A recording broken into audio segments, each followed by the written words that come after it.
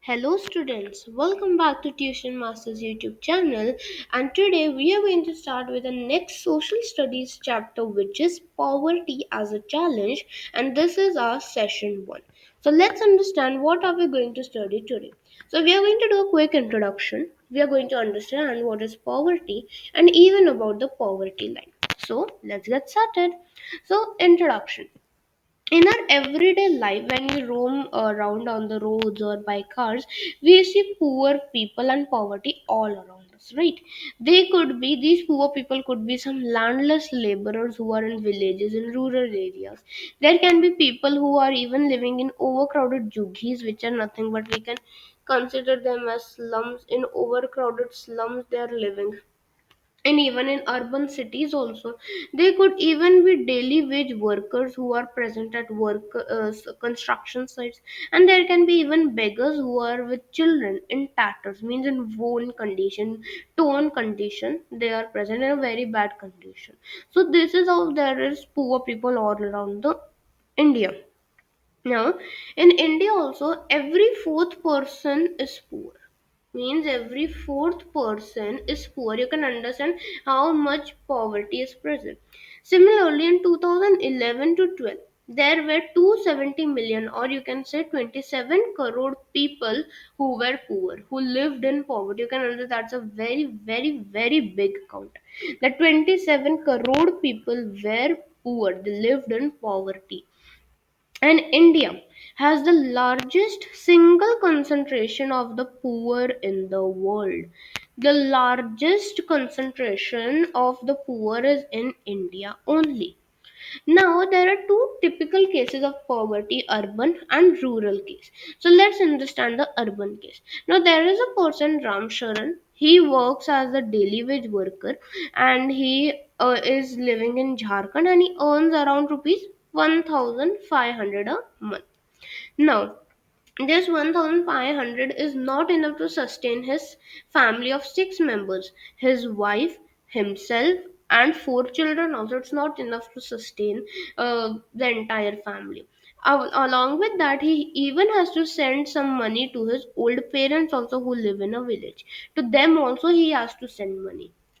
Now, this Ram Sharan, he lives in one room rented house. He lives in a one room rented house in a crowded basti. Again, basti means a slum only. So, in a crowded basti where many, many people are there, no sanitation, nothing, there he lives. Where in the outskirts of the city, in a basti. Now that basti, it's a quite temporary shack. Okay, it's a very temporary, and it's just a shack or a shack built of bricks and clay tiles. So whenever any earthquake or some disaster comes, that house is gone, entirely destroyed, because it's very kacha, like it's very temporary. Even his wife, Santa Devi, she also manages to somehow earn rupees 800. How? Because she works as a part-time maid also, so that there is some extra income. Similarly, his elder son also gets some extra cash by earning rupees 3000 high. How? Because he is a tea shop. In the tea shop, he helps as a like he is a helper. So there also he earns rupees 300. Now they even have a 10-year-old daughter. She takes care of the other younger sibling, and they difficultly manage a simple meager meal of dal rice only twice a day. So twice a day they somehow manage to get a simple meal of dal and rice. You can understand how difficult the situation is. And none of the children go to school. Why? Because they cannot pay fees, right? No fees. They don't have that much money that they can afford fees, so they can't give any fees also. So that's why no children goes to the school. And they just have two pairs of hand me down clothes, like just two pairs they have. Just pair this, wash this, then again wear this, only that much. And the younger kids, they don't have any access to healthcare. They are undernourished. If there is any fever or some issue, health problem, they cannot go to any hospital or somewhere. However it is, they have to manage because there is no access to healthcare. So this was the urban case. Next is the rural case. Now, in rural case, let's understand about one of our friend, Lakh Hassan. So Lakha Singh, he is a landless laborer in Uttar Pradesh, UP. His family don't have any land, and that's why they have to do odd jobs for the big farmers. The work is very erratic, very difficult. And what do they get for this much hard work? They just get rupees 50 for the entire hard works. They just get 50 rupees. And sometimes even 50 rupees is not given. What do they get? They just get a kg, some kgs of wheat or dal or even vegetables. They just get that also as a payment. And now this condition is even difficult than Ram Sharan also, because they have a family of 8 members, and they are not that much capable to manage 2 square meals a day. They cannot manage 2 square meals a day, because there is a family of 8 members and there is so less income. Even Lakha Singh, he lives in a kacha hut only, like again a temporary shack kind of thing as Ram Sharan. Again, he lives on the outskirts of the village. He lived on outskirts of city because he was an urban case, but still he wasn't so rich. Like not rich, also he was very poor. And even here also, Lakha Singh also lives on the outskirts of the village in a kacha hut. Now, the woman of the family, the wife of Lakha Singh, spends the entire day chopping fodder for the cows, buffaloes, and then collecting firewoods in the fields. Even his father is a TB patient. What is TB? TB is tuberculosis. It is tuberculosis. So his father is a tuberculosis patient, and due to lack of medication, they couldn't provide a proper medication. He passed away 2 years ago. Even his mother, his mother also suffers from same tuberculosis, and her health is slowly and slowly deteriorating. Means slowly it's getting very bad. And Lakha, he never went to any village primary school. Why? Because at the age of 10 years, he had to start earning. When he was just 10 years old, he had to start earning to run the family. Even understand the situation, buying new clothes, soaps, oils, that was like a luxury for the family. You may think that right now we get new clothes, soaps, oil, like we use every day, and we get it like every week also, every month also, but they, for them it was a very very luxurious thing. So you can understand that people think that there's poverty only in some slums, busties, rural areas. No, but there can be poverty in urban cases also, in rural cases also. Everywhere there can be poverty. So let's move towards the next concept, which is the what is poverty. So now when we talk about poverty, so it means there is a hunger, lack of shelter. There is no proper shelter. Children, adults cannot afford food also. It even shows a situation where children cannot go to school. It shows lack of money, lack of income. They don't have any income, they don't have any money, so the children cannot go to school also. Here sick people cannot afford any treatment, because again the same reason, if they go to hospital there will be a long bill coming. Who will pay that bill? No one. Even poverty also means that lack of clean water. They don't get proper sanitation. There is no proper regular job which will get a minimum. Either they have to do very odd jobs, work as a manual scavenger, all of those things are the job they have to do. Along with that, poverty even means a living with a sense of helplessness. They even like they're totally hopeless and helpless. They don't expect that someone will give us some money and go. No, what they get after begging also, they just get 10 rupees, 50 rupees, 100 rupees, not more than that. Even poor people, they're ill treated, they are marginalized at almost every place, like in farms also, factories also, government offices, hospitals, railway stations, all of that, they're marginalized, they're ill treated. That the poor people, some people beat them, put random things on them like paints and garbage on them, and they're ill treated. Now to bring millions of its people out of such a abject poverty, abject over here means like a very maximum level of poverty. That is one of the biggest challenge of India, to bring this many people out of this big poverty. It's a very big challenge for India. So that's why chapter's name also is poverty as a challenge. Now Mahatma Gandhi, he insisted that India, would be truly independent only when even the poorest of the people became free of human suffering. So basically, human suffering is what? Let's understand that. So when I talk about human suffering, human suffering, so human suffering basically means nothing but like people, poor people being ill treated, ill treated, then they are being marginalized, marginalized from the society, that they're poor, they're untouchables, all of these things. So that is human suffering, where they do not they are suffered, they get pain, they get humiliated by all of this. And so Mahatma Gandhi said this only, that if you want India to be truly independent, so all the poorest of the people also should become free of this human suffering. Now, how do social scientists see poverty? So basically, social scientists look at poverty through a variety of indicators, like through different indicators.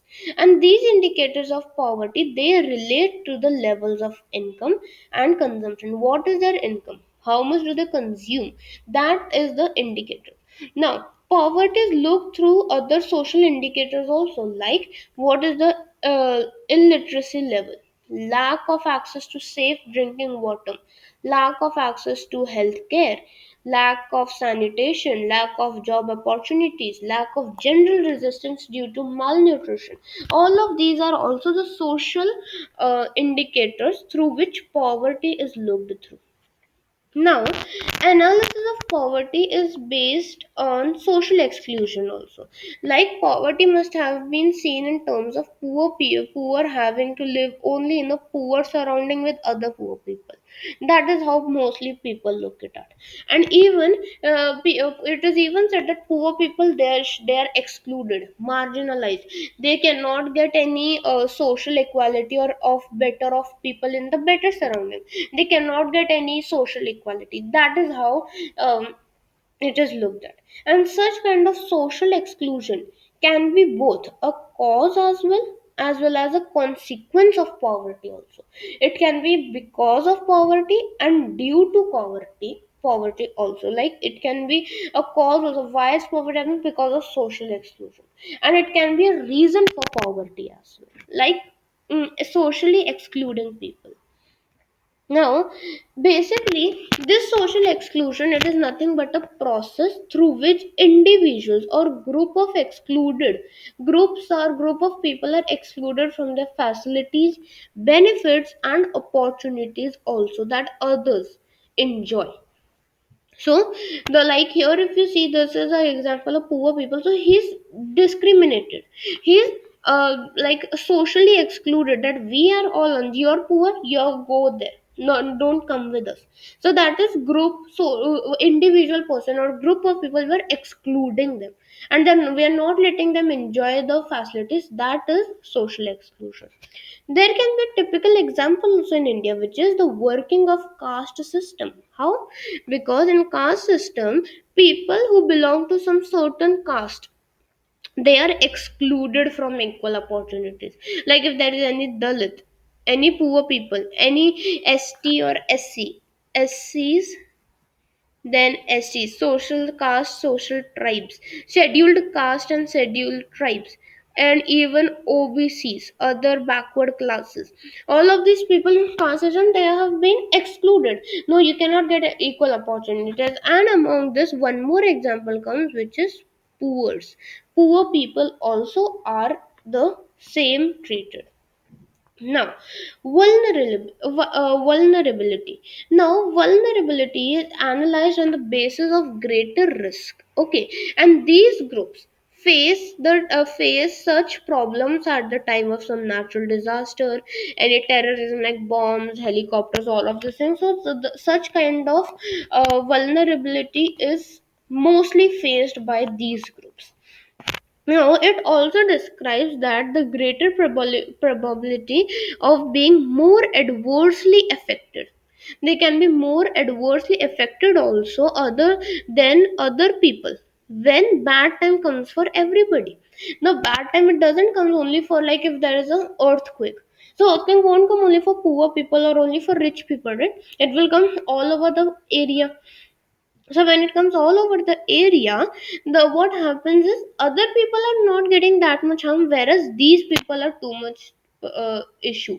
Like here, if you see there is a kacha hut or something, when there will be there can be some earthquake something, these poor people, the house will break. What do they do? Nothing.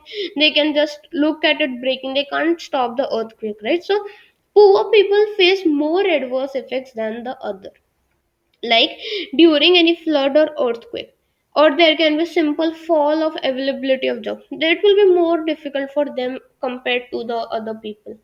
Now our last topic of the session is poverty line. Important. Now what is poverty line? Poverty line is at the center of discussion on poverty. Whenever poverty is discussed, poverty line also comes. Now what is poverty line? Let's understand it now. So income or consumption levels are the common methods to measure poverty. So basically for measuring poverty, the main measures are like the income or consumption levels. Now a person, we consider the person is poor only if his or her income or consumption level falls below a given minimum level. Below that, if it falls, the person is considered to be poor. For example, to fulfill the basic needs, that basic needs minimum level is also down than that, so the person will say that you are poor. And this poverty line may vary with time and the place also. It's not necessary every place it will be the same. It can change with the time and place also. Now, at minimum level necessary to satisfy needs, it is even different at different times, and it is even different in countries also.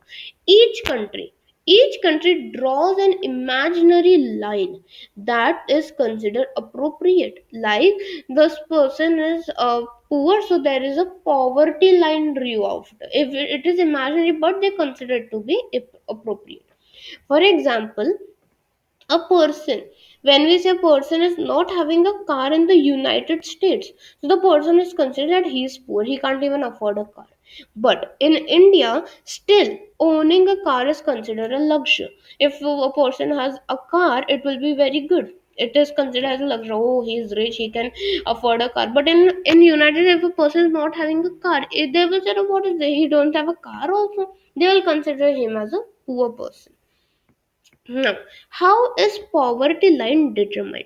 Now, a minimum level of food requirement, clothing, footwear, fuel, light, educational, and medical requirements, etc. All of these are the basic needs, and they are determined for the subsistence because they are very basic things. And these physical quantities are multiplied by their prices also in rupees. It is multiplied. So, to estimate poverty line, the formula for food requirement is based on the desired calorie requirement. And this calorie needs, it may vary on different factors like what is the age, what is the gender, what or how much work is done. If more work is done, calorie requirement is also more. If work is not that much, so calorie amount is also not that much. Now here, the accepted average calorie requirement in India, it is 2400 calories per person per day in rural areas, and it is 2100 calories per person per day in urban areas. You may think that why is it happening that rural people have more calorie requirements whereas urban people have less? Because rural people, the village people, engage themselves in more physical work. They do farming, they do many other works also, physical works, carrying this much of weights and transportation of those weights. So that is a very hectic job, so they also need that much of calorie, that much of food requirements also. Now, this monetary expenditure per capita needed for buying all these calorie requirements in terms of food grains, other food things, water, all of this is revised periodically. It's changed periodically. Why? Because we have to take consider the rise in prices. Because the items, there can be a rise in the price also. So rise in price, so due to that these monetary expenditure are revised periodically. Now, poverty line in India. So for the year 2011-12, the poverty line for a person, it was fixed at rupees 816 per month for rural areas. Remember that in rural areas the poverty line was 816 per month, and in urban areas the poverty line was fixed at rupees 1000 per month. Okay, if it is if the person is earning below 1000 in urban areas, he is considered to be poor.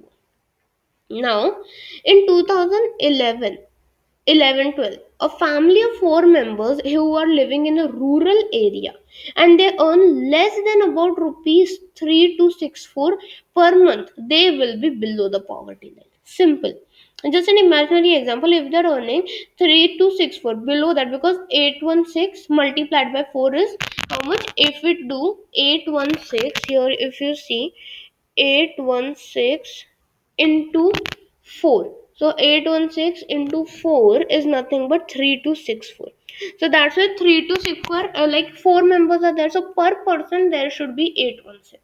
So that's why if it is below 3264, the person is poor. Similarly, in the say if the family is 4 is there in urban area also. If they are earning like more, below than rupees 4000, so they are poor. So this is how the poverty line is determined in India. Now, next is the NSSO and the World Bank. So the poverty line, it is estimated periodically. Normally, it is done at a period of 5 years. After 5 years, it is revised. And how do we revise it? By conducting some sample surveys. So the National Sample Survey Organization (NSSO) carries out such surveys for the poverty line estimation.